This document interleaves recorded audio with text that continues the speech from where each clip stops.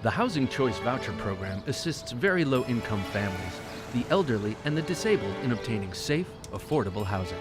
This program is about choice and allows individuals the ability to go out into the community and choose where they wish to live.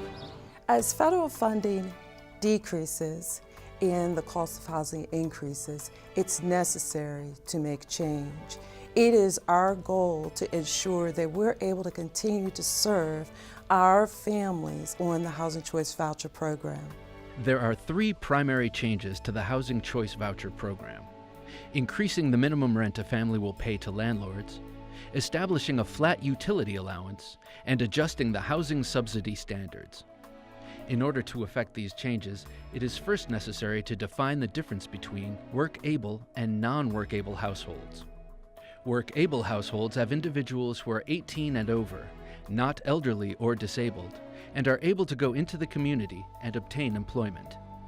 Non-work-able households have individuals who are over the age of 18, are either elderly or disabled, on a fixed income, enrolled as a full-time student, or participating in a job training program. Work-able households will either pay a minimum rent of $220 or 35% of their adjusted income for their rent, whichever is higher. Non-work-able households will increase their share of the rent from 30 to 32% and will either pay $50 or 32%, whichever is higher. The second change establishes a flat utility allowance chart. This allows individuals who are responsible for paying utilities the ability to receive a set dollar amount for a utility allowance, based on bedroom size.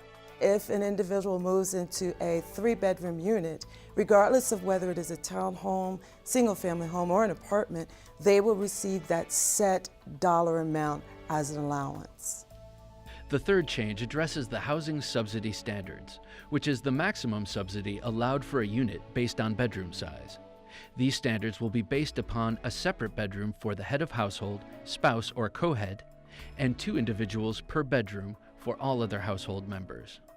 If you have a family of 3, they will receive subsidy based upon a 2-bedroom. The head of household will receive a separate bedroom. The 2 remaining individuals will receive a bedroom. Should a family move, the housing subsidy standards will apply immediately. The changes to the Housing Choice Voucher program will be implemented over the course of a 2-year period, beginning in 2019. All participating households will receive a written notification of these changes at least 1 year prior to their household's recertification. The changes touch all participants in a way so that everyone is contributing to the long-term stability of the Choice Voucher program. Please remember, families are always welcome to reach out and contact their housing service specialist. You may send questions by email to dhcdhcvchanges@fairfaxcounty.gov or call our information line at 703-279-7309. Information is also available on our website at www.fairfaxcounty.gov/housing.